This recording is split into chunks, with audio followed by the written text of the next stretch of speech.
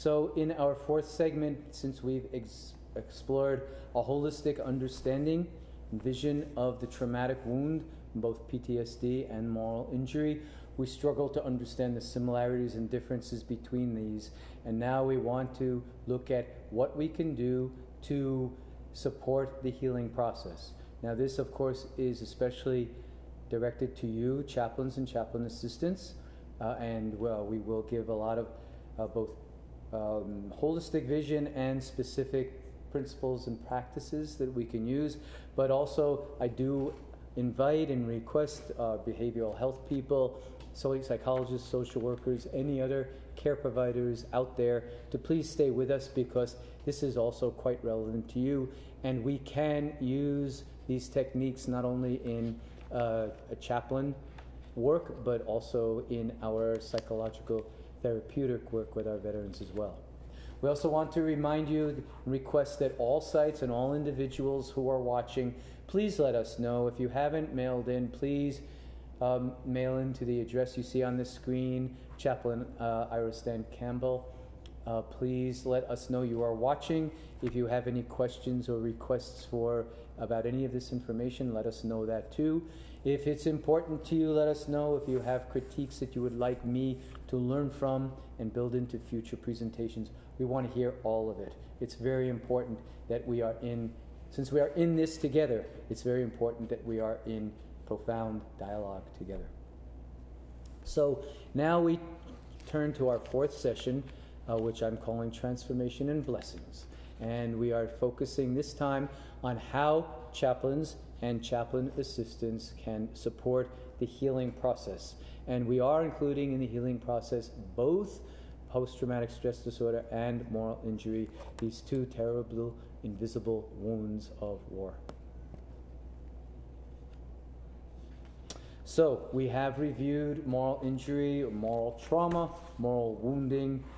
We've suggested it can be called different things, and we do not want to ever accuse someone of having done wrong, but rather we want to hear and respect and accept their judgment on their own behavior. So back to moral injury. The word injury comes directly from the Latin injurious, and it means a wrong or an injustice. Injurious, not just. So a wrong or injustice done, suffered, or witnessed. And we seek recovery, that is, what was lost or taken away in ourselves, in our own minds, hearts, and spirits, for participating in moral wounding, and in the other. It's equally important to think about what the person or people we've harmed, what they lost and what they were taken away, so that we can recover. In recovering, our recovery and their recovery are really dependent on each other. Another important word is to rectify. Since injury is doing a wrong, rectify is the reverse. We have done wrong, we wish to make right. So, regarding moral injury, we recover our souls, our honor, our spirit, and our goodness from moral wounding, moral injury, by making right the injustice. We help where we have harmed. Directly or symbolically, we act to make right the wrong. Then we restore order to ourselves and our world, and we fulfill the spiritual or elder warrior's calling.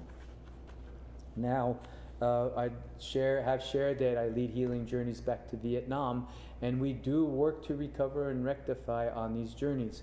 We always do philanthropic projects. We help Vietnam rebuild. Now, there's no PTSD in Vietnam because of their Buddhism, because of their preparation of their people, because they experienced themselves as being invaded and not aggressors and invaders, because they are a very united and communal society. They have holidays, as we said, that truly shut down the country and honor all the war wounded and the war participants. And they have reunited North and South and reintegrated the Southern and the Northern forces into one Vietnamese people. So when we go to Vietnam, we do philanthropic work. We've built a school in the Mekong Delta.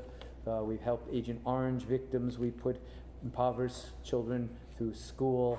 Many other good actions to rectify, to make right what was wrong. And we always have our veterans involved in these projects, and we always have our veterans presenting the finished project to the Vietnamese people. So the veteran, him or herself, experiences that they are rectifying, that they are giving back, that they are making right the wrong that they feel they did. And what we're doing is Vietnam has extensive physical wounding still from the war, while Americans have extensive psychological and spiritual wounding. So as we help Vietnam heal physically, we are also simultaneously healing our veterans and the American soul psychologically and spiritually. And everybody comes out for the better, and we become one people. And I will quote one of our Viet Cong veteran friends in Vietnam, who said to our group of visiting American vets, "From now on and forevermore, Vietnamese and American veterans must be the lips and the tongue of the same mouth, telling the world the same story." When we can achieve that kind of respect, unity, and oneness with each other, we are truly reconstituting our world and making it a better world than before, because we are all friends and relatives now, and no longer combatants or former combatants living in fear of each other. And as I also shared, our veterans come home quite happy and healed and sleeping well, and feeling their souls and their humanity restored. So I would like to, as we pass on into what chaplains can do, we're discussing moral injury. And I want to bring us back to the testimony of our nuclear deterrent guidance systems Air Force veteran. Forgive me for not getting his long title correct under these immediate conditions. But we heard his testimony about the moral injury he suffered serving on our nuclear first strike teams. And I asked him, since you have had this moral injury, what did you get or what did you not get from the Air Force chaplains on your base to help you through your crisis? And I'd like to share a little of what he said. What I needed, our Air Force vet said, what I needed at that time was to have some way of expressing the pain I was in without being shamed, punished, or ridiculed for it. I needed spiritual guidance, but there was none I was aware of on my Air Force base.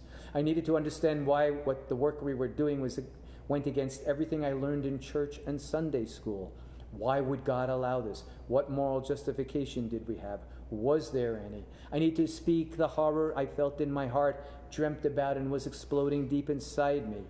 I needed someone to help me make sense of this collective darkness I was in, to help give some meaning, higher purpose, and help me find reconciliation with God. This was what I needed. This was not offered on my base, nor was there any kind of grief work or tending to and healing of our moral and spiritual wounds. He wondered if his commanders perhaps didn't feel it necessary on his base because it was a stateside base and not many of the officers or enlisted personnel had experienced war trauma. Nevertheless, we hear from his testimony, you don't have to be in the combat zone to experience war trauma. You don't have to be in the combat zone to experience moral wounding. He ended up feeling there was no one I knew to turn to help me cope, embrace, or transform my wounds, and I was left to fight my war alone. Well, I'm happy to tell you that he is doing very well now, and we have profoundly helped him with his wounds. He has used mindfulness meditation. He has gone on pilgrimage with me and other warriors to Greece and to American sacred sites. We have been in retreat together on American soil, and he's now thriving. But he does regret that he couldn't stay in the Air Force, had to be released because of his severe breakdowns, and doesn't feel like he successfully and honorably finished his duty in the Air Force before he had to leave. So there's still some loss and moral injury, but he has devoted himself to veteran healing now, and through his healing practices, working with homeless veterans on the streets, he is also continuing to rectify, to make right the wrong he experienced, and to become a veteran, a true warrior, by protecting and healing our world. So, that's one of our veterans who experienced moral injury, moral wounding, but I would like to think about and reinforce the idea, the truth, that it is possible to resist or to heal moral injury from within the military and in the combat zone and even during combat experiences. So I don't have a lot of time to share all of these stories, but these are 5 different veterans I've worked with, Iraq, Afghanistan, and Vietnam, between these 5 veterans, and each one of them resisted or healed moral injury that was going on around them. That doesn't mean they didn't suffer. It doesn't mean they didn't have PTSD. They did, but they were also able to heal the moral wounding, that dimension of their wound, and then also move on to work on the PTSD. Now, we heard about Michael, who was the Navy officer who refused to serve and to heal went back to Vietnam. And he had moral wounding from refusing to serve without PTSD, and so reconciliation with combat veterans in country worked for him to heal. Tommy was also in Vietnam, and he stopped 3 different atrocities. He stopped a rape of a Vietnamese peasant woman by some of his squad members. He stopped the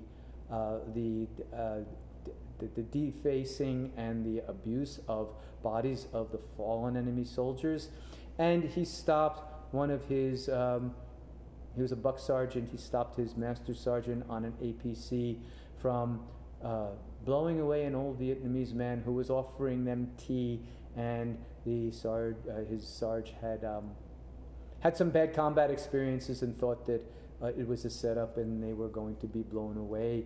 They weren't. Tommy approached the old man gently. They shared tea, and then their APC moved on. Now, Tommy suffered a lot afterwards and went into isolation as well. His issue was that he had stopped atrocities, but he never told the stories because he did not want to cast shame on his comrades. He continued to protect his battle buddies by keeping the stories of stopping atrocities to himself. And only when we went to Vietnam together in the last few years did he finally tell these stories and receive the gratitude, respect, and honor he deserves for that. We need to make it possible for people to stop atrocities and receive gratitude, respect, and honor immediately or soon after, just like our troops do for courage under fire. Everett was also a Vietnam veteran, and briefly what I would like to tell you about him is that he was a draftee. He was so upset and frightened about going to Vietnam. He was a country boy. He took his hunting rifle and went, just before he left for Vietnam, he went to his favorite tree that he used to sit under, pray under, meditate under for much of his childhood. And he shot and shot and shot until he brought that tree down. He has felt so guilty about that moral wrong, that was a moral wound to Everett and to the tree, that since returning from Vietnam, he has planted over 1,000 trees. So this is direct rectification. I took one tree down for the wrong reason out of my own terror. I am giving back by planting an entire forest of trees and becoming a tree lover, a tree man, a tree gardener, and helping reforest our country. So we have more trees thanks to Everett and his struggle to heal from his own moral wounding. Michael was a Marine in Afghanistan, and I opened my book, Warrior's Return, with Michael's story.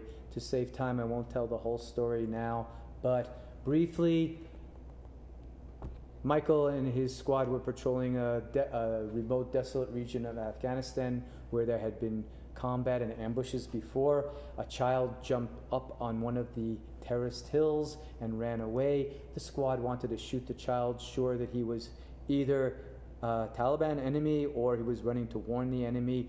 Michael ordered the squad to put their guns down, and at the risk of his own life, he went chasing the child.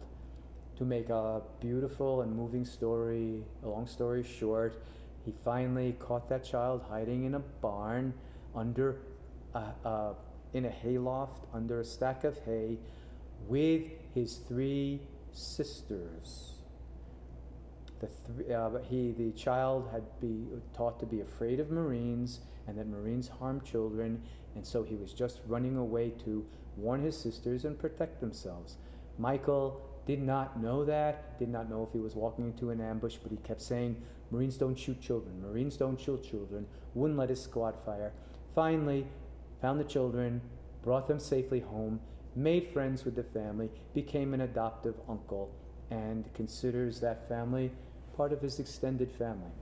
Michael never received recognition for that. He also refused a Purple Heart when he was wounded in combat, so he could stay in the battle with his battle buddies. Never received any honor for that either. So we have neglected to honor Michael for his extraordinarily devoted service to his battle buddies and to protecting the innocent in the war zone. Angel is another story. He was in both Iraq and Afghanistan, and his squad fired on a vehicle when he was in Iraq. Turned out to be a family just frightened and trying to flee the danger zone. They watched the father bleed out on the ground while Angel's squad members flipped him the bird, made fun of him, and then just drove by while he bled out. Angel was raised in a good religious family. He hated what they had done.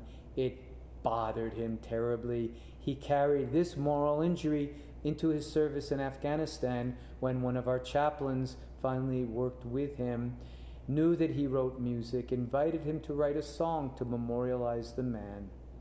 And Angel did write a song, memorialized him, and instead of trying to chase the memory away, instead took this fallen Afghan gentleman as his lifelong conscience and said, I want to always remember him and always remember the tale of the Good Samaritan and always from now on strive to be a Good Samaritan.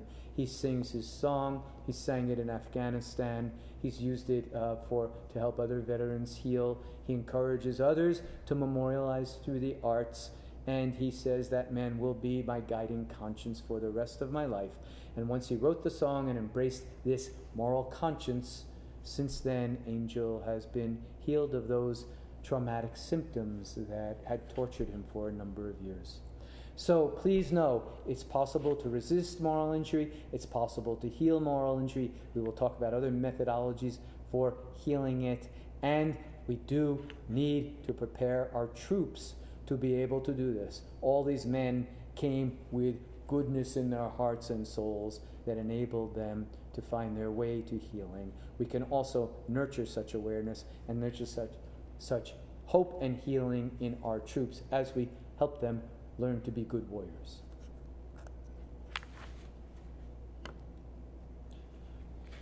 So we have many spiritual disciplines. This is Richard Foster's book on the celebration of discipline. These are some of the spiritual disciplines you all have. All of you as chaplains, all of us as spiritual people, and as humanists and atheists. We can fast, we can pray, even if it's just into an empty universe. We can meditate, study, give service, practice simplicity and solitude. We can confess, worship, and celebrate. These are all spiritual disciplines. They can all help. They can all help. I would like to read the testimony of one of our chaplains regarding the treatment of moral injury. Now, Reverend Captain Sean Levine was a decorated combat officer and then became ordained in the Orthodox tradition. And this is what he said about his work as a chaplain. I always approach veterans as those who have broken themselves on the anvil of the nation's defense, often for causes way beneath the dignity of the sacrifices warriors are willing to make. They are tainted with death and rage, and they often know they have done wrong.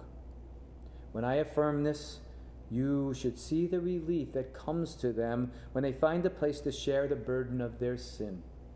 I don't have to tell them they've transgressed, and I don't tell them they've transgressed. They know it, they feel it, and it brings peace to the soul just to hear someone accept it. And then I offer them a road to absolution and acceptance. It is a long road, but a true road. So we see the importance of the chaplaincy in witnessing and hearing confession and confirming that what our troops feel when they are trying to report a transgression. They need to not be judged. They need us to accuse them or judge them or diagnose or pathologize them. They need to be heard and witnessed as they confess, and they need us to confirm for them what they feel about and how they judge their own souls. So with these spiritual disciplines in mind, let's think about what else we can do for protection and recovery from moral injury. And there is indeed very much we can do, and there's a long list in front of us here. We can be sure. Be sure means be sure of what we're doing, why we're doing it, where we're sending on our troops, that the cause is moral and just, or the rules of engagement are moral and just. And be sure that we are not putting our people into morally traumatizing situations. Now in these modern wars, as we've said, in urban guerrilla warfare, when the enemy looks like civilians and they move among civilians, this is terribly, terribly difficult. But we can still strive to be sure, and we can also demand of our political leadership that they are sure, they are telling us the truth, and they are leading us only on truly defensive and moral crusades, and for no other reasons than to preserve and protect life and the nation in our highest sacred ideals. We must be sure. We can and must offer forgiveness, exchange forgiveness. It's wonderful when we can bring veterans back to where they served and exchange forgiveness with the others against whom they fought. We can also have substitute forms of forgiveness. Chaplains can, when the soldier is ready to receive forgiveness, can offer it. We can reconcile with refugees here. One of the many programs I'm working on is bringing Iraq and Afghanistan veterans together with Muslim Americans and Muslim refugees from these wars, for everyone to share their wounding and to accept and forgive each other for the dire consequences of these conflicts. We can atone. We can practice restoration and restitution by finding good deeds that directly reverse and address the wounds that we've experienced, witnessed, or caused. As remember, we use the word rectify. If we've done a wrong or witnessed a wrong, we can find and decide on an action that directly addresses and heals that wrong. In Vietnam, we are building another school, and the school will be deep in the Mekong Delta, right on the spot where during the Vietnam War, American bombers dropped their bombs on an elementary school. We know the people of that village. We know some of the survivors of that bombing, and I cannot tell you the joy it brings to both our veterans and to that village when we say, we're giving you back the school. It doesn't have to be done overseas. We can practice restoration, restitution here through symbolic acts. And so many of our veterans dedicate themselves to veteran care upon return. That too is restoration and restitution. We've talked about creative expression. Use the arts, use every form of art. The warrior traditions of the world always gave their warriors art forms so that they could express, they could achieve catharsis, they could tell stories to their people through paintings, through dance, through mime. Creative expression is critical, and the arts have always been used to help veterans come home.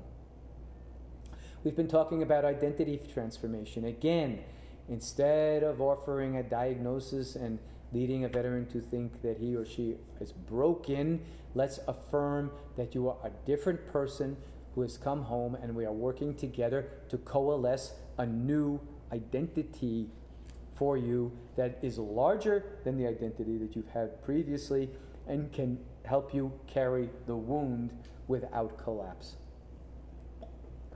The larger we can grow the soul, the larger and deeper we experience that spiritual warrior to be, then the smaller in proportion the trauma shrinks until we can carry it without symptom and without breakdown.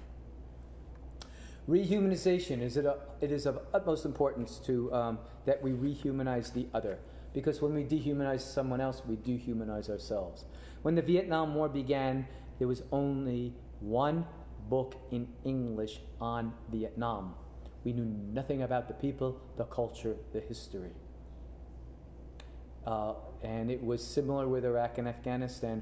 We don't know much. We didn't know much about their cultures or their histories when we went in. They asked us to study it, and we still are struggling to understand and educate Americans into Islam as one of the world's major religions, and to not demonize Islam because some people are distorting it to make war. We need to rehumanize the other with utmost compassion and respect, and understand that they have their codes and they have their reasons for what they're doing as well. We may judge ours as right, proper, more highly moral, more human. Nonetheless, other people really believe in their causes.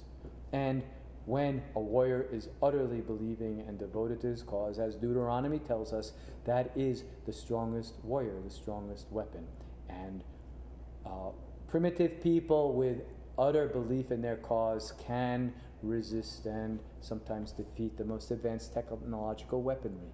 So it behooves us to learn everything we can about the other cultures before, during, and after any conflict with them. We need to be on a lifelong warrior's path, giving service for the rest of our lives. Giving service for the common good. We need to be creating meaning. And as we said, when our veterans cry, it don't mean nothing. It has to mean something. And if it didn't mean something during conflict, then it can mean something afterwards. And we must make meaning afterwards. Make good karma. The Vietnamese monks just smile at our veterans and say to them, if you feel you did bad and made bad karma, then you must love everyone and make good karma. That's rectification. That's turning it around. It means we can recreate ourselves and recreate a positive identity through positive and loving actions in the world at any time. And of course, the lesson of the thieves on the cross is the same thing, that even unto the last breath of life, it's not too late to repent, to find our faiths, and to do good works. So let's all remember that. Change, transformation, absolution, forgiveness, turning our lives around is always, always possible. Let's not stay stuck in victimization and in just licking our wounds. We also need to practice sacred witness, and that is our warriors and veterans returning home and giving witness, but also it means civilians becoming sacred witnesses to our veterans, allowing themselves to hear the stories, using civilians as sacred witnesses. I used to run a veteran retreats, healing retreats only for veterans, but for many years I've included civilians now. There is a movement across the country called Veteran Civilian Dialogues, where vets and civilians get together and talk to each other. There's a good ministerial program in Talmadge, Ohio, run by Reverend John Schloop, who is a veteran Army infantry officer. He calls the civilians the people of strong heart. We have veterans and we have people of strong heart whose hearts are strong enough to come and witness and carry the stories as well. We need witnesses. So the veterans come back and witness to the truths of life in the combat zone, and the civilians become sacred witnesses who help carry the veterans' story so they don't collapse. We need catharsis, which is the purging of the negative emotions that are still lodged in our bodies and our hearts. We need to, if we feel like we've betrayed any of the commandments or any of the divine dictates, we need to renegotiate our covenant with the divine, with ourselves, with our own moral codes, in order to tolerate the necessities of the war zone without undue blame upon ourselves. We need corrective experiences. So back in Vietnam, when we go visit the school we built or do other charity projects, and the children come galloping out and they hug our veterans and they call them aunt or uncle or grandma or grandpa, and they hug them and they kiss them and they thank them for building the school. Well, it becomes impossible for our vets to hate themselves anymore. I came back fearing I was going to be the boogeyman in their nightmares, said one of our veterans, but instead I find that I'm a welcomed uncle, loved by the children. And then it becomes good instead of harmful and terrifying to be, quote unquote, surrounded and overrun by the Vietnamese. So we give corrective experiences that change the meaning, that change the way our hearts and our minds carry the old experiences. And it is, of course, most important to give blessing, and people need to be ready to receive the blessings, but we need to bless the service, bless the sacrifice, bless the wounds, and we cannot pour enough blessings. The blessings need to be sincere, not perfunctory, deeply from our hearts, and our vets need to be able to receive them. But blessing is critical. And finally, on this long list, we have reconciliation. Reconciliation with the nation, reconciliation between civilians and veterans, reconciliation with the dead. The spiritual traditions teach us that we are responsible for the souls of any life we've taken. So we can pray for the dead of all sides. We can pray that they are well wherever our souls go. We can remember them as Angel did and use them as internal figures who bring guidance and conscience. We hope or can reconcile with the former foe, sometimes by traveling overseas. If not, there are other ways of reconciling, symbolically or directly, but we can. And we do need to reconcile, as Everett did with the trees, with anyone and anything that we have harmed. So all of these principles are for protection and recovery from moral trauma.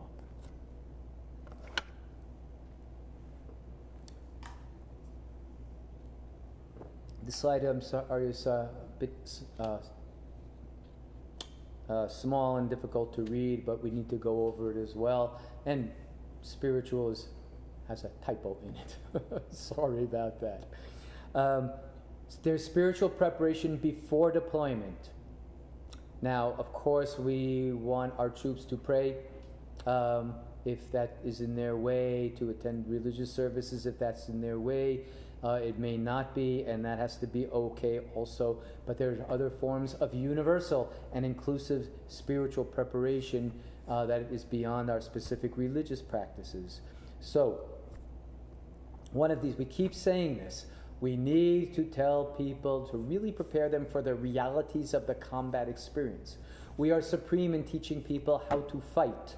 We also need to help them learn not only how to fight, but what it truly means, what it feels like to be in combat, what it feels like to take life, what it feels like to lose our own lives, to be willing to lay down our own lives, to lose our battle buddies. We do harm when we don't tell people the truth and they walk into the combat zone unprepared for its realities. And we do all say that nobody can really be prepared for the combat zone. Nobody can know what it's like until they're there. That's true. That's true.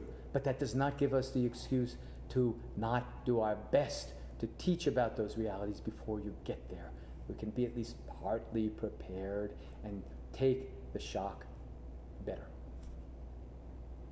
We also need to help our troops keep their hearts open I know there's much fear in our military that if we keep open-hearted, compassionate warriors, that they will not function as well in the combat zone. Well, the world warrior evidence is against that. The samurai of Japan had the cherry blossom for their image, for their totem spirit, the cherry blossom. They called their practice arena the place of enlightenment.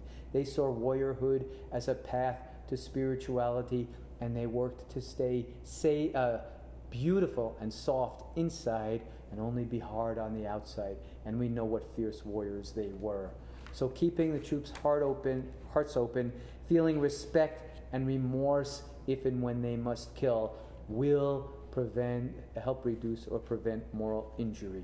I'm sorry, I respect you, but I do judge with grief that I have to try to kill you. It's a much better approach with less trauma than calling someone a subhuman animal, trashing them, betraying them, spitting on them, and some of the other atrocities we've done, and thinking that they're subhumans who have to be eradicated. Everybody is human. Everybody has a story and a reason for how they got there. There's an African proverb that says, my enemy is someone whose story I have not yet heard. We need to hear the other stories and understand the others, even if we have to conflict with them. We can pray for all the fallen after battle, including the innocents, including the souls of the enemies. Confucius said, pray for your enemies that all may be well with them. And that protects you. He didn't say moral injury, but it protects you, the combatant and the warrior, as well as the soul of the enemy, even when you have to fight him. And we need to embrace, it's difficult, but we need to embrace the tragedy and the remorse that we inevitably have when we must kill other human beings.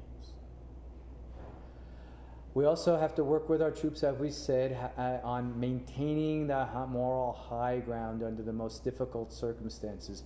I know in some of our training, people are being put in morally compromising situations and trained to try to make the best and least compromising moral decision.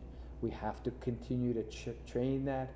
We have to help people be proud of holding on to the high ground, to set an example with it, and to feel honor rather than shame if they stop atrocities or resist the berserk. We have to have forgiveness rituals as soon as possible after battle.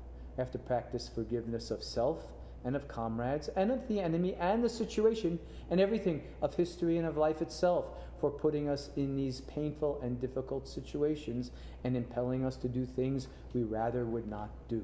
So forgiveness rituals as soon as possible, after engagement, and ongoing for as long as we need them. And the warrior traditions of the world also teach that a warrior must prepare and rehearse for death. A warrior puts him or herself in danger of death, one's own death and the deaths of comrades. And there's many ways we can prepare. Meditation and prayer, of course. Writing your own memorial. Writing your own eulogy. Writing your last letter home. Giving it to your chaplain in safekeeping. Writing out not just your last will and testament, but also thinking about how you want to be remembered and letting your family know about that. Letting them know if you want to be buried in a quiet family cemetery or an American military cemetery. Looking at our own death. Many warriors of all the world traditions say, when I became a warrior, I was already dead, or part of me already died, and every day of life afterwards was a gift. So we can think that way, prepare for our own death, and contemplate the inevitability of death, whether it comes sooner or later, and really, as much as possible, be prepared. All of these things are spiritual preparation that can happen before deployment as well as during, and help reduce trauma.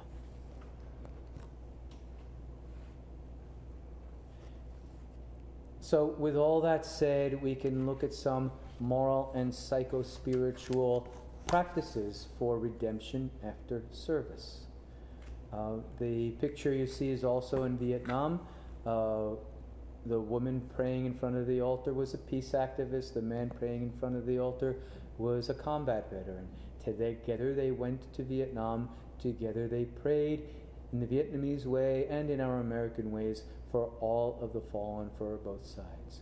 So, one practice is to honor the fallen. In Vietnam, I know some of you will have altars in your own home. I have altars in my home. In Vietnam, every home has an altar for all of the ancestors back 4 generations and all of those lost in the wars. I do encourage our veterans to build altars, to practice other rituals and memorials for the fallen. And here's a practice that some of our veterans have used to help reduce nightmares. One of our combat vets was tortured by nightmares of the dead, and they would not stop. He tried psychotherapy, he tried medications, nothing worked. He finally consulted with a Native American elder who told him to build an altar to those people he sees in his nightmares, to go there every day, to talk to them, to pray for them, to tell them, please stop haunting me in my sleep, and I will honor you when I'm awake. I won't try to chase your memory away, but I'll honor you, I'll pray to you. I will meet you at the altar. He practiced this, and after several months, his nightmares stopped. And they have not returned. He's been doing this for years. So he keeps the altar. He remembers and prays when he needs to. And when he needs to talk to any of the fallen, either from the other side or of his own, he goes to the altar. Meet me there at the sacred place. Reconciliation. It is critical to share with family members. Some family members may not want to hear it. Well, maybe we have to work with them to share the stories of our service and also the stories that they suffered. When we run healing retreats, we do invite family members, and we have talking circles where the veterans tell their stories, with the civilians and the family members outside witnessing, and then we switch the roles, and the veterans surround the family members and listen to their stories, and everybody exchanges the stories of war losses, war wounding. So reconciliation with the other, whether family members, other veterans, former foes, civilians, politicians, everybody, reconciliation is necessary. We've talked about corrective experiences, and we can facilitate them.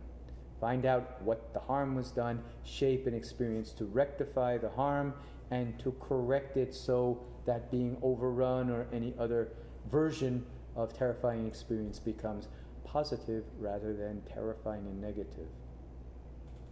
We can practice philanthropy, we can leave good behind, and the good we leave behind can be in direct relation to our service.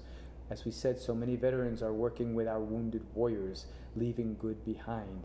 Elder veterans said the Vietnam generation of veterans are extraordinarily devoted to our Iraq and Afghanistan veterans, saying what we learned is that a nation should never treat its warriors the way we were treated, and so we're going to make sure the same thing does not happen for our new vets.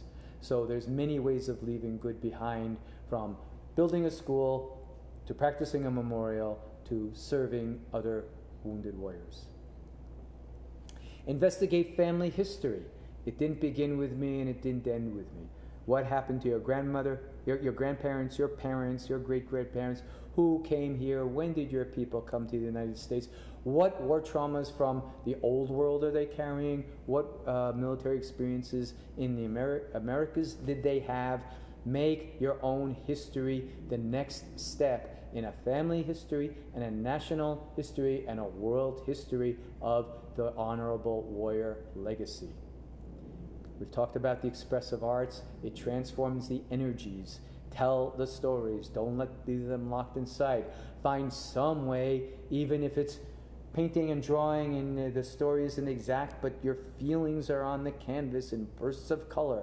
Find some way of using the expressive arts to get what's locked inside of you out. And yes, always, always, always do tell stories. Stories are critical. They help us remember. We put ourselves back together when we remember our full history. And we learn from ourselves, and we teach others what the realities of service are like.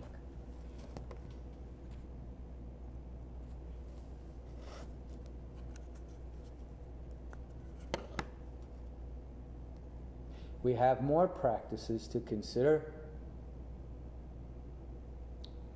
We have more practices for protection before, during, and after service.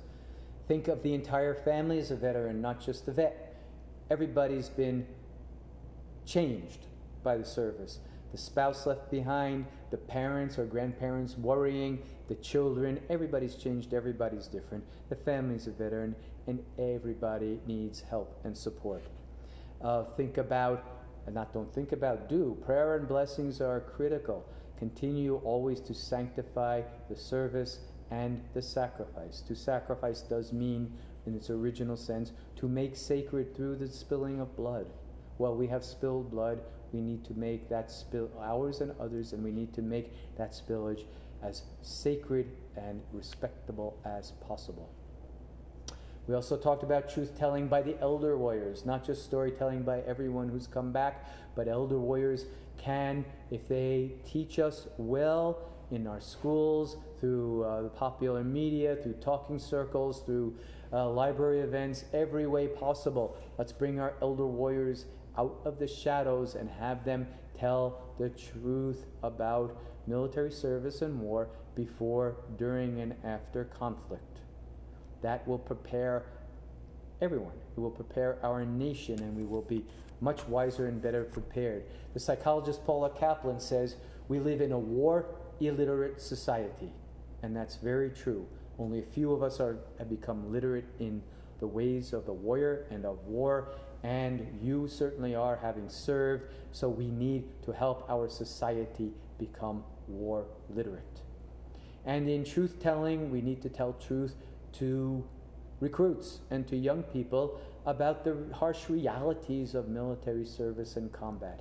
We want them to serve, we want service to be an initiation, and we also want them to know they're taking a difficult and demanding road that will elevate them. They will be learn to exalt, they will become better people for it, but it's a hard road, and there will be pain and struggle along the way. So let's prepare them and train them for those harsh realities, and they're not just physical, but also emotional, psychological, and spiritual. We talked about retaining humanity, restoring humanity, rehumanizing the others. We have to retain the humanity of everyone, ourselves, our others, and the foes, even if we must fight them. And we have to honor and recognize and reward moral courage as well as combat, battlefield courage. We need to encourage morally righteous actions and help people have a stronger moral sensibility as they go into the combat zone in order to be strengthened against the inevitable moral wounding that will occur.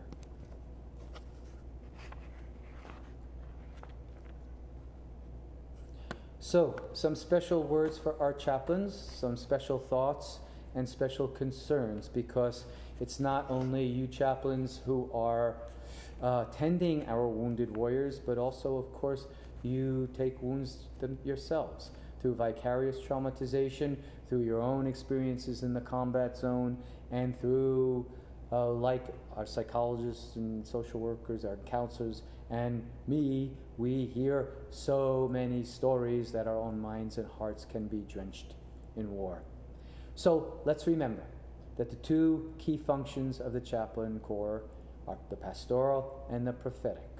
You offer religious observation, counseling, spiritual guidance, and pastoral care of our troops and of all their visible and invisible wounds. And you also provide the prophetic function. You offer and are meant to offer moral guidance, protection, and recovery for command and for troops. And it is your solemn and difficult duty to give that moral guidance and even challenge a commander's decision if you, as the chaplain, determine that perhaps what the commander is doing is legally or morally questionable. This is very difficult, and yet it's very necessary, and you have been appointed the conscience of the military. We don't want the conscience of the military to be frightened or sleeping. We want it to be as awake and strong as possible. Now, if either of these functions is compromised, if we cannot perform our pastoral functions, or if we cannot or afraid to perform our prophetic functions, then our chaplains or our troops can experience moral wounding, and we have to be very cautious and circumspect about that. So, I want to reflect with you for a few minutes on the moral injuries of chaplains. Well, we shared the story of one of our chaplains who just blessed and spoke with each troop for a few moments as he walked out as the troop left for the combat zone, and our chaplain just, with a heartbreak, said, "I didn't know what to do. I didn't know what else to do." He experienced a moral injury because he felt so helpless, and because he didn't feel that his best actions as a chaplain really blessed and prepared the troops for the combat they were going to be facing. We talked about the chaplain who said, "I should have resigned in protest," and he was caught. If I resign in protest, that's the high moral ground, but it's a moral injury because I'm forsaking our troops. If I don't resign in protest but serve, and he did finally serve 3 deployments, I'm supporting our troops and fulfilling the pastoral function, but I'm forsaking the prophetic function. And he chided himself for not having enough courage to stand up and fulfill the prophetic function. So that was a moral injury for him. Since then, when I worked with this chaplain and we discussed truth to tell, we discussed the Plains Indian model and the identity of medicine chief of warriors, and that was Sitting Bull's highest, most precious identity. That was a turning point for our chaplain, and he embraced that, and he said with a smile, "Oh, I can do that. I am that. I am a medicine chief of warriors. I don't have to fight. I don't have to be in favor of the action, but I am honor-bound, duty-bound, and love-bound to be beside our troops when they are in the combat zone." So he became a medicine chief of warriors. He stayed in the military, did 3 deployments, was eventually promoted to full colonel, and has since retired and now is a VA chaplain, and says that he is continuing to address his own moral injury by joyously and lovingly tending our wounded warriors through the VA system. We also referred to this Air Force chaplain who said, who saw Jesus in the Afghan child, but nobody else saw that suffering. We need to affirm that the divine is in all of us, especially in the innocents, the slaughter of the innocents, and even in the foe. We need to see the divine in them, and we need to affirm, not denigrate the other and call them subhuman, but together affirm that the others are equally of the divine as we are, even if we have to fight and kill. And another chaplain. This chaplain was in Afghanistan. He did have moral courage in this sense. He prayed for the fallen others. After engagements, he prayed for all of the fallen. Ours especially, of course, but he also made time in his services to pray for civilians and the enemy combatants. He sometimes protested some of the rules of engagement as too damaging, and he also saw drones being used and saw deaths and damage caused to civilians in the infrastructure, and he did speak against the use of drones even while he was still in Afghanistan. Now, this chaplain was sent home before he finished his deployment as harmful to the mission. He did not break down with the full range of symptoms that we have all shared and outlined before, but he did have a serious and significant moral injury. He said, I was morally injured because as a spiritual man, I tried to do right. I brought the best of my ministry to Afghanistan, and much of it was rejected by command, even though his congregation grew and blossomed in Afghanistan, and his troops felt like he was serving them very well. But command questioned him, challenged him, said he was harming rather than supporting the mission, and he didn't stay. The good news since then is that he has been reinstated. He is still in the military, and he's still serving as a chaplain. And I also do think that he has become somewhat more mature and cautious and circumspect about how he speaks out when and where, such that he doesn't harm the mission and he isn't separated from his troops anymore. But he still has his political and moral convictions, and he's finding other ways outside the military to perform them. But overall, the message is chaplains, of course, experience moral injuries of their own, and secondary traumatization, moral injuries from their exposure to the injuries of our troops, and need and deserve lots and lots and lots of support. So we are concerned with healing the force. What do our military need? What does our veterans need? And what do our chaplains need? And we need a lot. We need a lot. And I have heard, I know our military budget is quite reduced and we cannot provide many of these things in the military. But again, the phrase is penny wise and dollar foolish. If we invest in protection and healing up front, we will save lots of money as well as lives. I should say the other way around. We will save lives as well as lots of money if we give everything needed upon return, rather than leave our troops, as that Air Force veteran said, without the spiritual support that he needed for the moral injury he sustained on our nuclear forces. So here's some of what our troops and vets and chaplains need and have been asking for.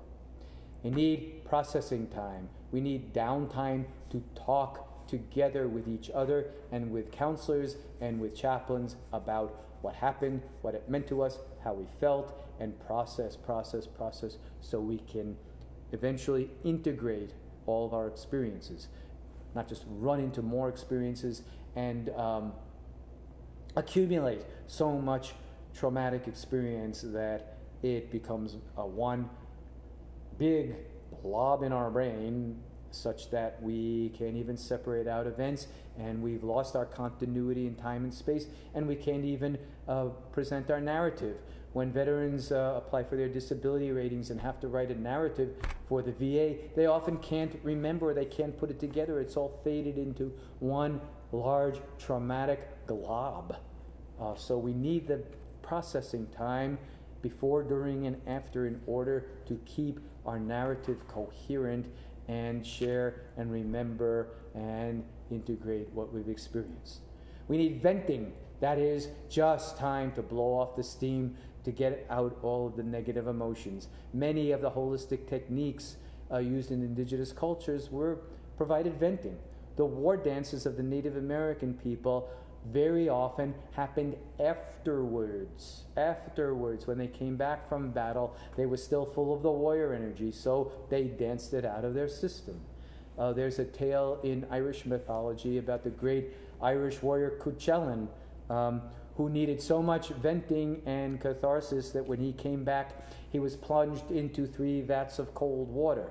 He was so berserk, he was so charged with a combat experience that the first vat of water just turned into vapor, the second one boiled, the third one only became lukewarm. So venting, sharing, getting out those intense energies through any form of ritual or therapeutic process we can offer is important. And I know that showing emotion is difficult and challenging within a military environment, and I just request of you that we think about that we do understand that extraordinarily demanding, difficult loads of emotion are accumulated in our warriors' hearts, and we need to vent them and share them. We've said we need R&R. Constant deployments without enough rest, too many deployments do fry people's hearts and minds. We need a lot of R&R, and that evidence from the British, that when they had enough rest time between deployments, the levels of trauma dropped dramatically, is very important, and we need to restore that. During service, in between deployments, afterwards. We need all unique roles and responsibilities to be honored and included. People in mortuary detail, for example, I've worked with several. They are so overexposed to war trauma, they feel that they are not honored as combat veterans, but they actually are exposed to more combat trauma, though not directly under fire, than most combatants, because they work with more of our fallen than anybody else ever sees. These need to be honored, included, given the utmost respect. I've talked about pilgrimage back to Vietnam, pilgrimage to Greece, pilgrimage in the United States to our warrior sites, pilgrimage to Rome that some chaplains leave. Pilgrimage and retreat are very important, very important. We need to go to spiritual and emotional sources of strength, of restoration, and use those in that time to achieve all of these other matters. We can process, vent, share, get rest, achieve honor, practice blessing, all on pilgrimage. We need to immerse in world warrior spirituality, as we've been doing together today. We need our religious concerns, we need chaplaincy support, we need the pastoral function. We also need to develop a full understanding of warrior spirituality, what it is, how it works, how it's different from other spiritual traditions, and drench ourselves in it and learn from all of the cultures and history of the world about good warrior care. We need to restore the prophetic function. The prophetic function, again, you chaplains are appointed to be the conscience of our force and the conscience of the commanders. And we need to help you be respected and heard and help you feel safe in performing the prophetic function and being the one who does give that moral guidance, not just to troops, but to command and, in fact, to our entire nation. We do need the involvement of the entire family. You have the Strong Bonds program, which is very important and helpful. Again, we remember that parents, grandparents, spouses, children, grandchildren, everybody is impacted, everybody is affected when one person is in the military and certainly in the war zone. And so we need to involve the entire family in our restorative and healing efforts. And we need the support, concern, and involvement of the entire nation. I'm doing everything I can.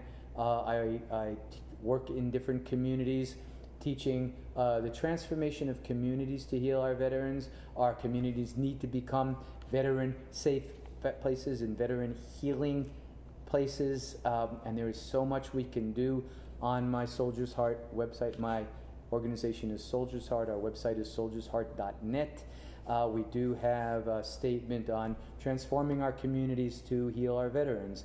And there's about 30 or more different specific activities, reading circles, veteran speak-outs, library programs, poetry readings, Memorial and Veterans Day as sacred holidays, on and on and on. There are so many things civilians can do even without professionals present to make our communities safe, homecoming places where veterans can heal and where citizens can wake up to that tending responsibility they have.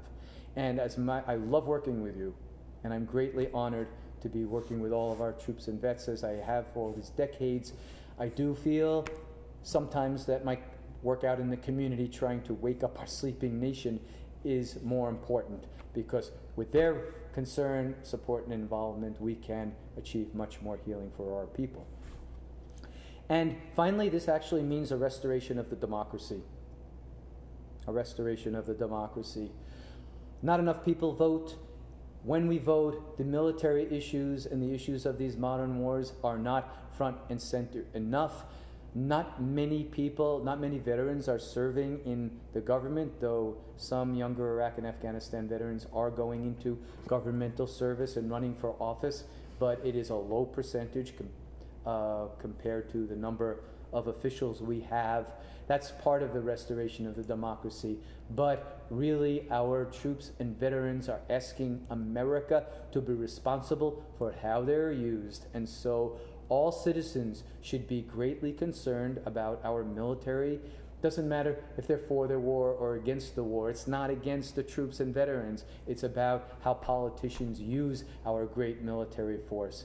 And restoring the democracy means turning this decision-making process back over to the people rather than in the hands of politicians and corporations who are largely calling the shots these days. This is a very difficult and challenging task, but it's a necessary task in order for us to really bring about healing and the moral use of force. So all these things and more are necessary to heal the force, and together we can introduce these in our veteran and military healing work, and beyond that into our communities and nation. And for the big picture, for proposals for healing our nation and healing our military. Imagine for the military, these are my own suggestions, I dream of this as possible, we'll see, but I'm putting this out for public consumption and comment. Imagine a medal for moral courage. As we said, many, many troops do what is morally right and good in the battle zone. They are rarely rewarded for doing right, and these stories often go underground. So imagine a medal for courage awarded for doing right, saving lives, and resisting wrong under dangerous and life-threatening conditions. Many, many troops in the combat zone strive for those battle medals to show their great courage in battle. How about also honoring those who, not only in battle but under other challenging conditions, like our Marine who saved the children, didn't know if he would live, didn't know if that child was supporting the enemy. He did risk his life, and as it turned out, he saved the children and the family. He was never recognized or rewarded for that. I believe that deserves a medal just as his combat behavior does. So think about that. Is it possible to create some kind of award for moral courage from within the military?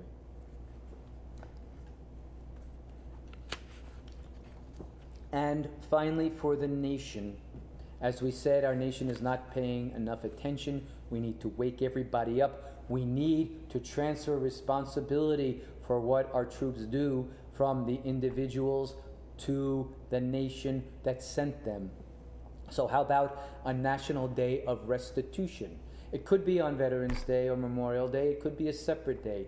What if our leadership in the entire country took vows, public vows of service to all warriors? As I said, that transfer of responsibility was practiced in traditional cultures. They said to their warriors, you acted on our names, we sent you, you acted for our benefits, we take responsibility for all you did.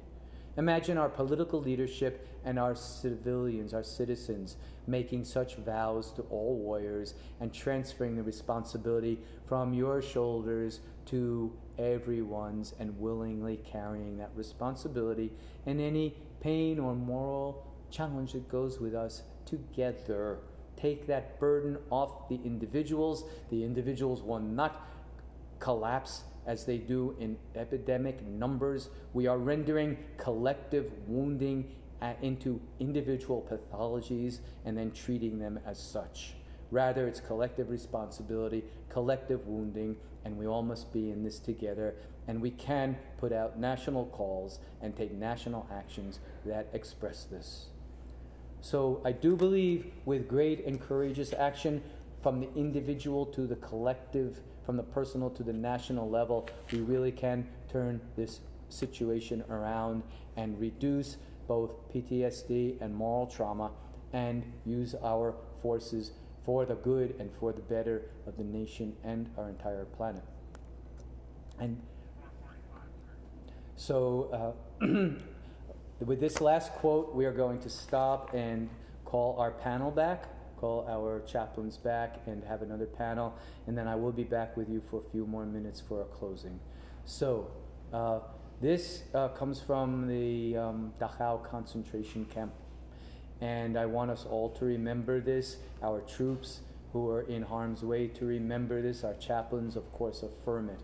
Karl Reuter survived 12 years in the concentration camps, and this is what he said: "In Dachau I made a powerful discovery. No power exists in the world that is capable of destroying humans as spiritual beings."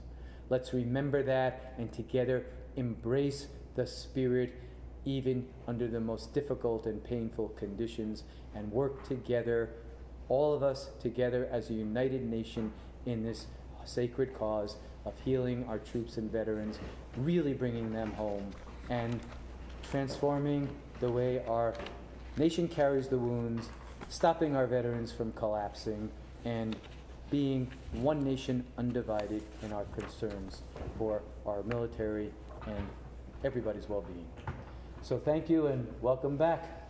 Thanks, Your Dr. chaplains. Jacobs. Well, thank you again. The last two questions that I have are really a great follow-ons for what you've just covered this past hour. So if you don't mind, I'm just going to jump right into the first one here. How can chaplains and caregivers best care for those dealing with moral injuries of the soul? Well, first, as we heard one of our chaplains say in his testimony that I read, the very first thing to do is affirm that the soul wound is real. We do have souls, we are spiritual beings, and chaplains are in the best position of all to say, even as we said to the nuns, you are a moral and a spiritual being, you are on a spiritual journey, and what you are experiencing as a soul wound is real and true, and I hear your moral anguish and affirm it with you. We can also work together to institute many of the practices that I just outlined. There really are far more specific spiritual practices that we can institute than we're quite aware of, and that's where our cross-cultural studies help us. We can adopt those without adopting a religion that is not our own, but we can integrate them into the practices of our own religion or our secular forms of worship. So there are so many things, as we've said and outlined, that we can do. We also need to remember that at any time, in any moment, we can take positive, loving actions that help reconstitute the world. And immediately, and even in the combat zone. We know how many of our troops care for the children, play with the children, work on protecting and rebuilding the schools, restoring water systems. I've worked with some troops who, after a first deployment, actually said, I need to negotiate with the military because I want to go back on a second deployment, but I want to be sure that it's not a combat deployment, but a rebuilding deployment. So I know, well, I'm thinking of one man who was a combat Marine, left the Marine Corps, became, not a SEAL. Help. CB? Thank you. Yes. He became a CB and went back because he was unarmed and he was rebuilding. And so his second deployment helped him heal his moral injury from the first deployment. So positive, loving actions reconstitute the world and ourselves. And let's also remember all of these spiritual principles of reconciliation, forgiveness, doing good deeds, honoring those good and recognizing those good deeds, allowing ritual, supporting our troops in having their hearts and having broken hearts, and finding ways to allow emotion in the military rather than be frightened of it and frightened that it's going to make bad warriors. It's not. It's really not. That's not evidence-based for me to say really not, but what is evidence-based is that many other nations, past and present, do not train their warriors to be so hard, but actually practice ways of keeping the heart soft and open with an outer shell of hardness. So we do what we have to do, but we also feel it and grieve it and put it in its proper place afterwards. Thank you so much. Okay, my last question. If left unaddressed, moral injury over time can create collateral damage, such as drug and alcohol dependency, unhelpful communication patterns within families.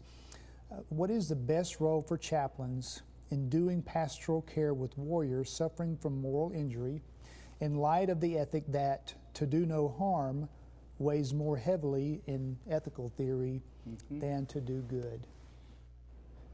Well, I'll go back to that quote from Aeschylus, that the first casualty of war is truth.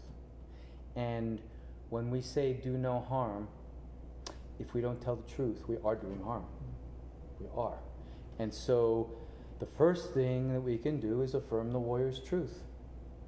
When they're telling us of their pain, telling us of their moral conflicts, telling us of the anguish they've felt, questioning why we're there or what we're doing, we don't have to agree or disagree with their conclusions, but what we have to do is affirm the truth as they see it, as they experience it. They need that affirmation. They need that the chaplain to bless the inner truth that they are living and their interpretation of the world. So that is, accepting their truth is both doing no harm and it is doing good. And this is difficult. Chaplain Nahidi spoke about this in his book. How much can chaplains share what they believe is the truth about what we're doing and why? I'm not going to try to struggle with that now in just a few minutes, but we can certainly affirm the truth that the warrior experiences and not feel threatened if it's against our interpretations, and not feel drawn in that we have to say, yeah, me too, I feel the same way, but rather help them unfold the truth as they see it. Also, we can risk being in pain together, share our hearts with them, rather than trying to rush them or project them out of it. We are so concerned with symptom treatment and symptom management that we usually try to reduce the symptomatology rather than embrace the symptomatology. In-depth psychology, and this is for chaplains and mental health people, in-depth psychology, we consider symptoms to be soul language. When we cannot speak in words and in concepts what is most deeply bothering us, it turns into symptoms. So what we have to ask is, what is the symptom trying to say? What does the symptom want from us? And our chaplains, as well as our mental health people, can ask those questions and help translate the symptoms into language that expresses itself, rather than just try to get people comfortable. Of course, we want them to sleep and we don't want them to have nightmares, but we first have to work with why they're not sleeping and what is bothering them so much, or what the nightmare is saying, or what are the memories or the spirits that are trying to come back to them in those nightmares. So translate the symptoms into what is deeply disturbing the heart and the soul. And again, chaplains also have access to the families. And so let's remember, we study the ancient texts, that the Odyssey, the story of Odysseus' 10-year journey home from the war, first of all, let's remember it took him 10 years to get home. And he encountered every struggle, mythologically, symbolically, that our troops encounter today. Drugs on the island of the Lotus Eaters, and sex with goddesses and with strangers, and all the way along the way, many other challenges that are representative of what all warriors face. Well, let's remember that the Odyssey was only partly about Odysseus. It was also about Penelope, his wife, and her struggles to maintain the family at home, and also about Telemachus, the child he left behind, who went in search of the missing father. So chaplains have access to the families. Let chaplains help affirm the family's suffering and sacrifices, and help all stories be told, as you do in Strong Bonds, and help everybody recognize that everybody is, in a sense, a veteran of military service. Everybody has been transformed by it, and everybody deserves honor and support and blessing for their story, the wartime. Thanks. Dr. Tick, we're so grateful for your responses to these questions. You bring the application of the principles and the teaching that you've brought us today, and it's been very helpful to the field. We know that from a lot of the feedback that we've already gotten, so thank you so much. You're very welcome. I'm closing with the last two questions that have been brought to us from the field. So the first question is, how would you mentor our Chaplain Corps members to advise counselees who are struggling with moral injury and wondering whether to leave military service or continue serving? Although this is necessarily a contextual question, dependent on the situation of the counselee, is there a standard set of questions that you would ask the struggling member in order to help them frame their moral injury and a healthy response to it? Well, I would say, of course, ask the questions in your own best way. So I'm not going to offer the standard set of questions as if it were a crib sheet. But I do want to comment, it's an important question, on what the questions should explore and what kind of questions should be asked. So let's think back on the case of the chaplain with moral injury that I presented, who wanted to protest the wars but went and served our troops and felt that he had compromised himself. His struggle was that he could not accept, he questioned the wars, and for him the truth was, at least the Iraq war was wrong, and he didn't want to support it. But he did go to Iraq and embraced, he struggled with himself, which is the highest value to me? Resisting this war and protesting by resigning, or fulfilling my duty as a chaplain, as a medicine priest of warriors, because he did take on that identity of Sitting Bulls, and he did decide his highest value was soldier care. When he devoted himself to that, he decided he could stay in the military, and he did. And he, as we said, he served 3 deployments and eventually became full colonel. So using that, the first step I would say is need to explore and expose and cleanse the wound. Whatever it is, what is it that feels so wounding to you that you're questioning whether you can even stay in our military? Let's expose that. Secondly, okay, now that we understand the wound, what can you devote yourself to? What thoughts, what values, what principles, and what actions can you devote yourself to that does align with your soul, that is morally good and righteous for you, and that rectifies the injury? And try to identify such action. In our chaplain's case, the highest value was soldier care. Well, I feel morally wounded by these wars, but I really want and need to care for our soldiers. So then the third question would be, once we understand and cleanse and reveal the wound, once we determine together how we might rectify it, then we ask, can this be achieved within the military? Our chaplain said, I can give soldier care within the military. Our Marine said, I can rectify the wound by becoming a CB. Many of our, I don't know all of your stories, I look forward to learning more, but many of our combat veterans become chaplains. It's a way to stay in the military and continue to serve, and from combatant to chaplain, they are experiencing their own cleansing and redemption. Many of our veterans, as we said, go on to work with veterans in the VA system or outside, but that too is a way to continue the healing process in the world of warriors, not necessarily continuing in the military, but in the greater legacy of warriorhood. So explore, expose, ask what it can do that's true to you, that can rectify the wound, and then explore it, how and if it can be healed within the military. And I believe we can retain some of our people that way when they realize, in fact, you can absolutely do moral, loving service within the military and in the uniform. Thank you. Okay, today's last question. Are there any religious or spiritual practices that actually hinder the healing of moral injury? Well, I'm sad to say that I believe the answer is yes, and we need to discuss this too. And we need to be very careful in how we discuss it. And it's not just religious and spiritual practices, but also our military practices. So with great respect and utmost caution, I want to invite a question for reflection. I have heard from some chaplains and from some airmen that they have decided to not recite the Airman's Creed because it declares that we are not only the nation's shield, protector, and upholder of freedom and justice, but also the nation's avenger. And some people do not want to declare that they are avengers, and they are afraid that that aspect of the Warrior's Creed might lead to the misuse of force.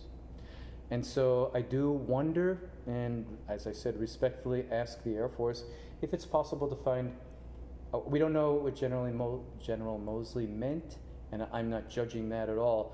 I wonder if it's possible to find another word that says what we are trying to express without the seeking of vengeance. Because the Bible warns us against vengeance. King David gave us a psalm that said, "Kill me rather than let me take vengeance."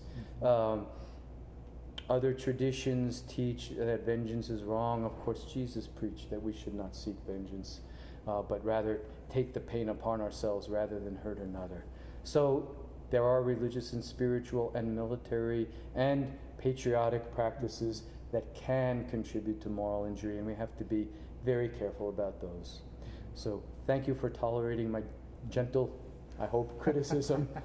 But it's important, and I do say that, as I said, I've heard from airmen who are troubled by this, so I'm giving voice to their concern. Beyond that, religious and spiritual practices. Now, this was truer in the past administration than it has been in this administration, but we do know of many reports, past and some present, of people praying over their weapons, praying that the weapons kill as many infidels as possible, pouring holy water on some of our weaponry, and using our religious practices to bless the slaying of other people and then to encourage it. These are religious practices that I know those people who did them believed in sincerely and meant for the betterment of the nation, but in fact they caused terrible moral injury to our entire nation. And I know some people who left the force because of it, some people who tried to bring the force to court to try to stop it, some people who really questioned whether religion and spirituality should be used to call for more death and more killing and more dehumanization of the other. So we have to be very careful in how we use our religious practices to not do that, to not dehumanize the other, to not give platitudes or pat answers without acknowledging the anguish that our troops are in. To say something was God's will, so accept that you're alive and he's dead, doesn't cut it. Doesn't cut it. We have to struggle with the meaning of survival, and we have to hear our people's anguish. It's also dangerous to preach just cause. We want to be in just wars only. We have inherited the just war tradition. I do recommend to everyone the book I quoted, Killing from the Inside Out, that looks at the entire history of the just war theory from Augustine to the present. The Orthodox tradition does not adhere to the just war principle, but says all war is inevitably immoral and sinful, even when we have to fight it. And we may have to fight and we may have to kill to protect ourselves, but let us not deny the dimensions of pain, immorality, and sinfulness in killing. So we have to be very careful about how we use and preach the just war doctrine.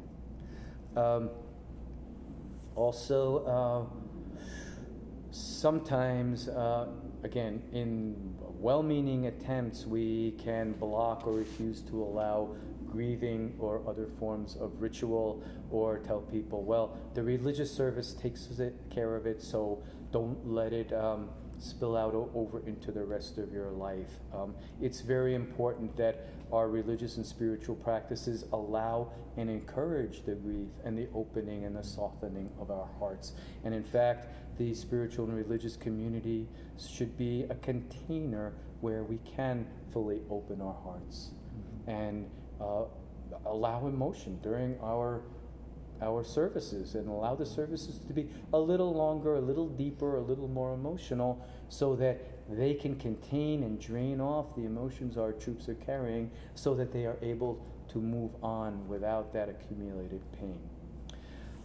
We also, as I said, I do call for honoring moral behaviors. We have failed to honor them, and we need to honor them, and our religious and spiritual practices can, if the military can't call forth some form of honor, well, our religious and spiritual practices and perhaps our chaplains can publicly honor people who have done good in the battle zone.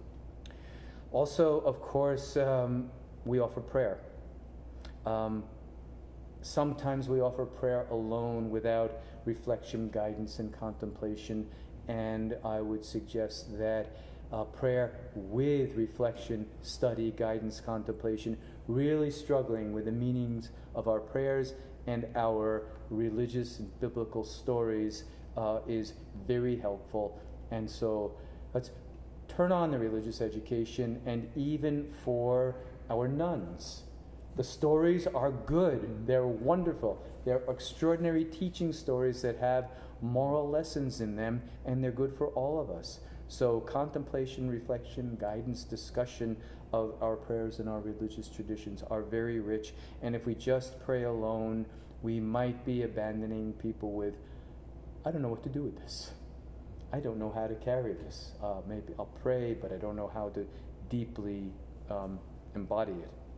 And finally, religious and patriotic platitudes, if they disguise the reality that we are in, we are doing harm. If they're not platitudes, but they're deeply felt truths that also encounter and struggle with these difficult realities we're living in, then they're not platitudes anymore, but they're wisdom of the ages that can help us and support us. So it's an important question. It's a difficult question to end on. We will have a few more minutes of presentation after this, but it is true that some of our religious and spiritual practices, even when they are meant with utmost sincerity, can in fact encourage moral injury or hinder its healing. And so let us be very responsible and circumspect as we apply them. Thank you so much, Dr. Tick.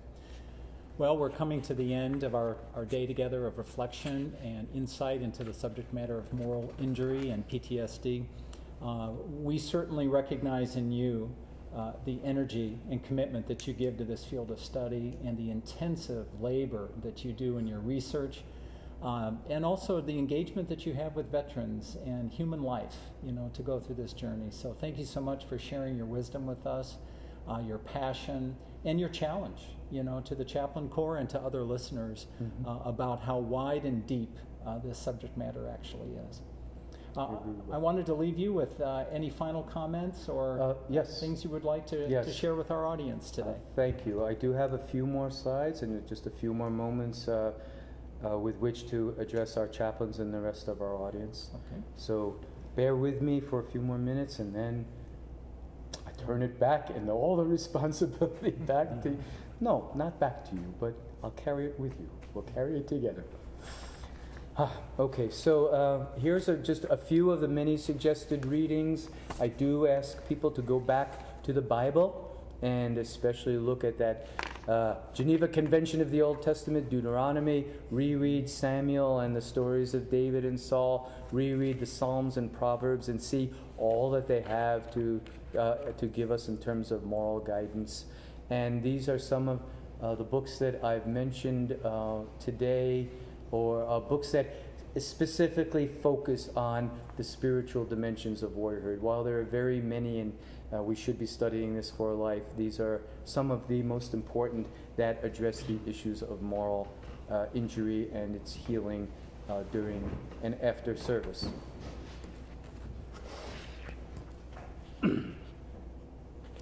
And let us remember, as a final statement, the healing of trauma, whether it is PTSD resulting from our lives being threatened and seeing so much death and destruction and becoming unstable in the universe, or whether it is moral trauma based on things that we've done, harm that we have either done or witnessed or failed to prevent.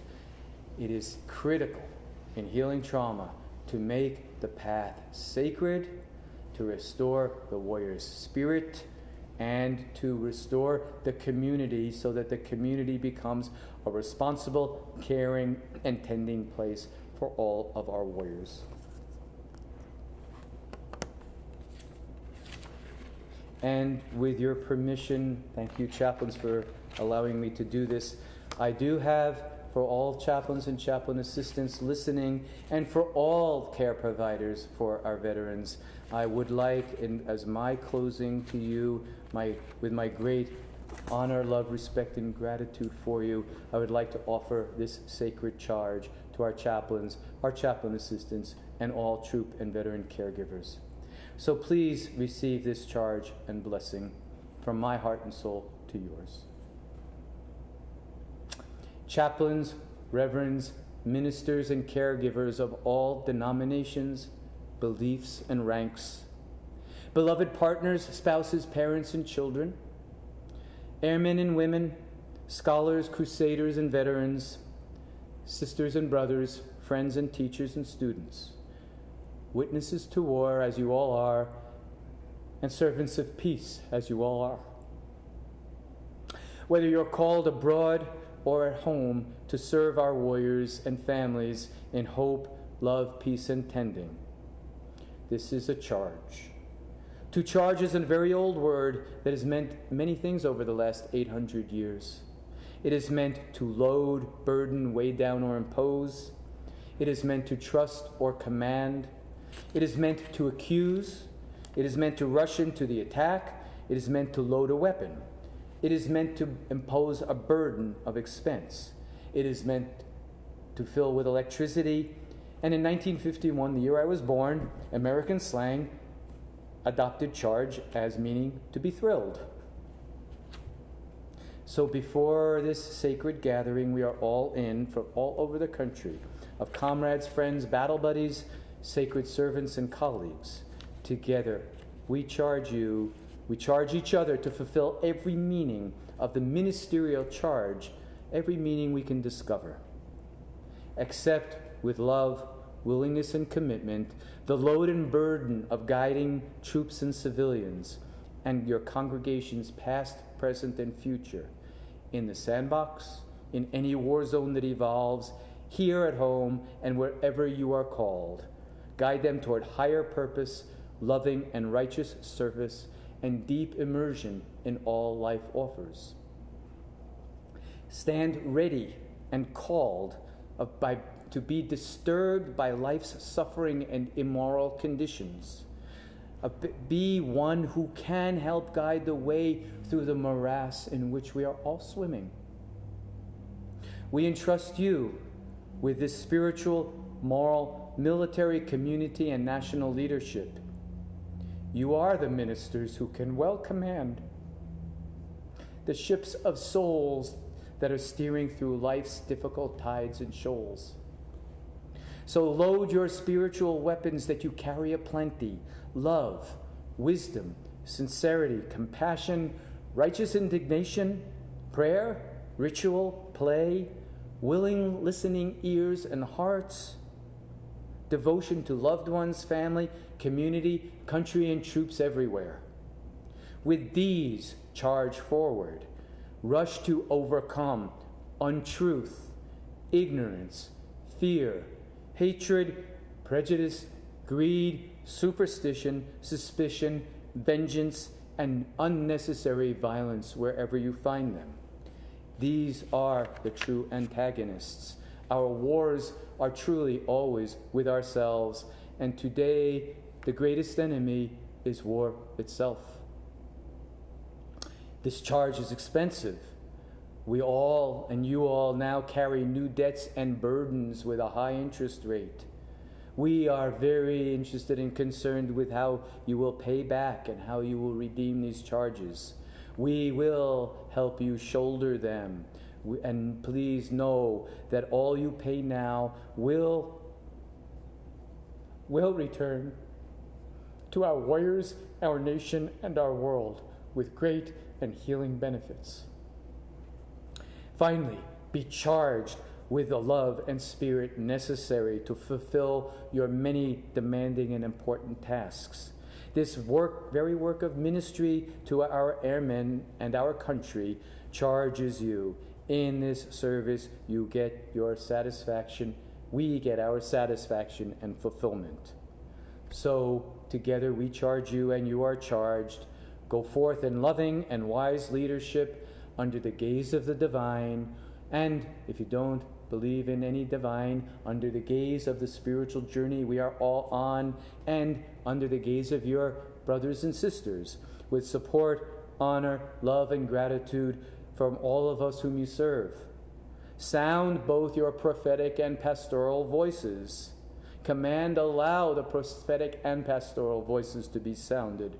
Our world needs both, and you, chaplains, are burdened, entrusted, and called and appointed and commanded to be your honest, your true selves, and give service that leads all of us in the universal charge we share to make our community, our military, our nation, and our world a better, safer, more righteous, just, and loving home for all.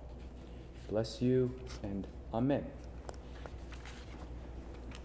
So finally, in closing, some of our healed warriors, no longer with PTSD, no longer with moral injury. Please, chaplains and care providers, strive to be what today has been called the medicine chief of warriors. It is your sacred duty. Strive to be one. Troops, veterans, and families, let us all walk the spiritual warrior's path together. And in recovery from moral injury, let us remember, tell the truth. Let our troops tell their truth. Truth-telling and loving and restorative action does heal moral trauma. Thank you, and bless you.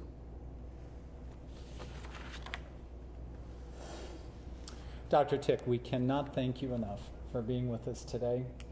We hear your call, and we hear your charge, and we're witnesses to the truths and the power and the passion that stands behind us. We thank you so much for sharing yourself with us and also your life's work with us. Lord's blessings to you as well.